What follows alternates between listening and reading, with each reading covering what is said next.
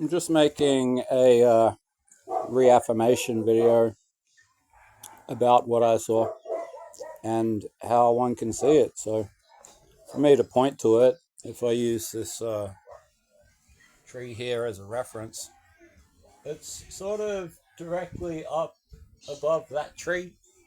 And this is something that I've spent 6 months or so since December communicating to the world that is something that their eyes can recreate. All of my fact checking, which has, I think, since the last time I uploaded something to YouTube, resolved itself through my assumptions about the stars that I was actually looking at, and that it's the asterism of Big Dipper, not Orion. But I'm going outside so I can point to it more easily. It's the corner of my house there, and straight up between my house and the tree, or above the tree, in that area of sky. And at the time, of course, Pleiades is over there in mid-December. But when I started fact checking what my assumptions were and coming to this information point about Bird's Galaxy and its proximity to the Big Dipper, it's quite interesting for the way that a basic picture of Bird's Galaxy that I saw is slightly reminiscent to what I saw if it was flattened and blurred. As I've asserted, the telescopes and glass lenses will cause for the perception. In other words, artificial means of bringing that object closer to the eye will change its like the perceivable true nature of it, which is designed to work through the eye itself. I know a lot of people are vision impaired, but it's also possible that the starlight absorption and the ability to cause what I assume is a kind of chatoyancy between the belt of radiation that I assume these stars are all locked in, and just above that is where you can see through with the right alignment and light absorption. So this is all the metrics that I've been running mentally since the event, and I've been doing that on my own, and it's something that I really wish people would be more invested in strictly just the way that they're taking on faith that it's a physical object that I saw. Like, that's really important, because if it's physically Bode's galaxy and it's moving around right now based on something that I looked at online just before and screenshotted. I do most of this stuff through my X profile, which is at Real Zeusneus, Zeusneus. Right now, Bird's Galaxy is visible in the north, but it's at a point on the horizon where it's moving, I believe. So it's quite interesting to me that that's the celestial object at depth in that approximate vicinity, which is coincidental beyond things like me seeing this and assuming that religion didn't exist. I'd go and create it based on seeing it.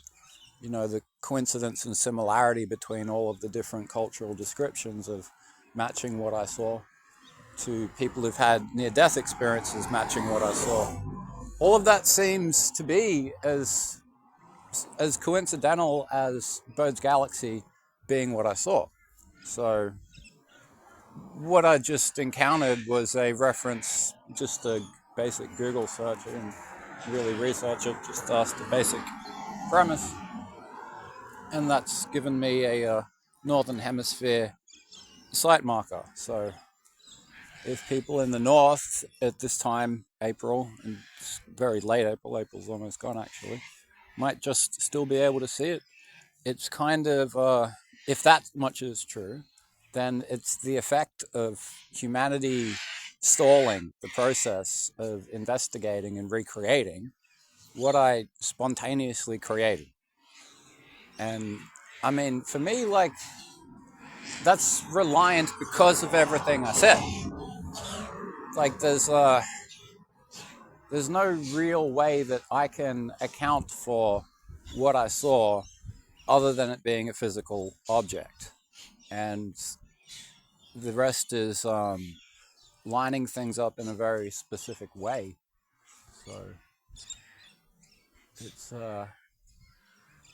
something that I want to talk about as much as possible, but I try to bring new context into the conversation every time I talk about it in one of these kinds of capacities.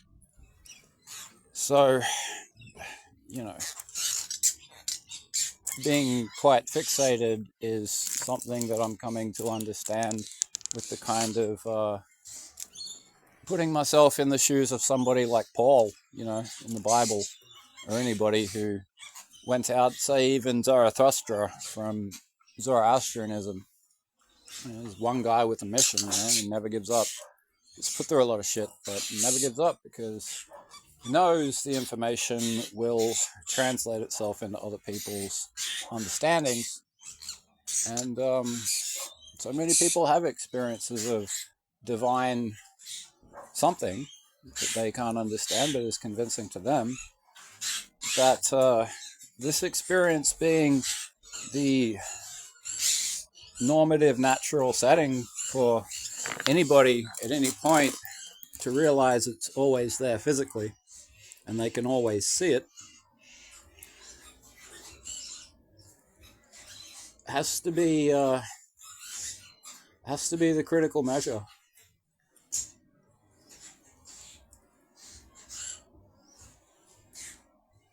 So it's interesting to me to think that it's moving itself, the portal, and being around December 10th, about 10 days to my birthday there. Well, not about 10 days, but about December 10th. Can't remember the exact day that it was.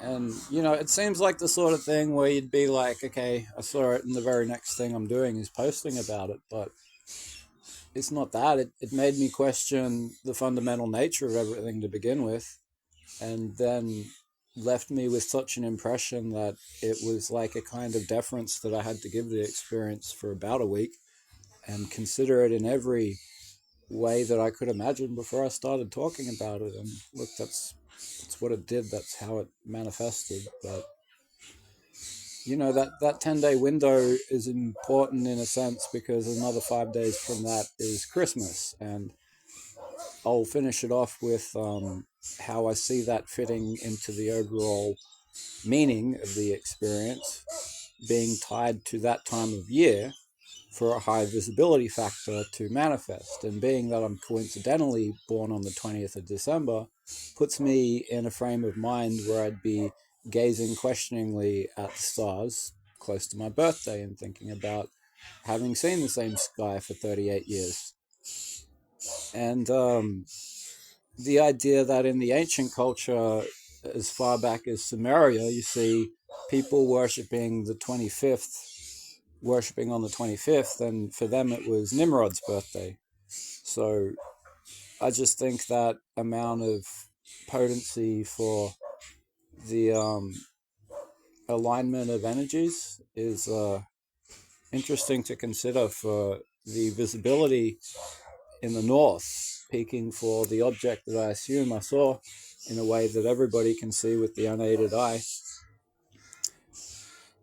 It's April in the north, and for the point that Big Dipper moves, for the way that Big Dipper moves, that makes a certain amount of sense if we're thinking that this thing is able to lens heaven on a certain angle that it sets at one time a year, as it sets itself in the 4 primary positions of a compass with the celestial rotation.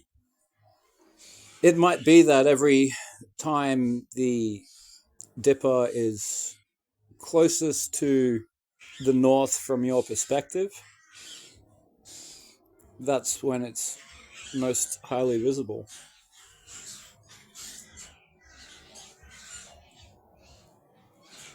Yeah, that's a good way to round it off today, I think.